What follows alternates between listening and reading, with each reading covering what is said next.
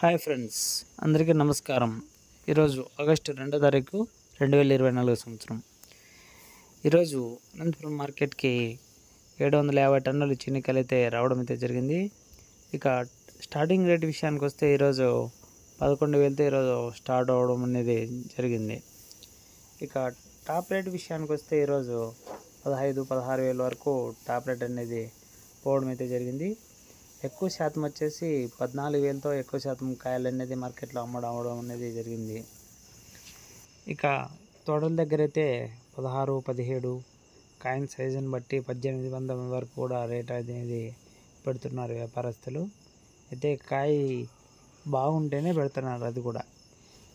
ఈ వీడియో కనుక మీకు నచ్చినట్టయితే లైక్ చేయండి, షేర్ చేయండి, సబ్స్క్రైబ్ చేసుకోవడం మాత్రం మర్చిపోకండి. Thank you for watching. జై హింద్.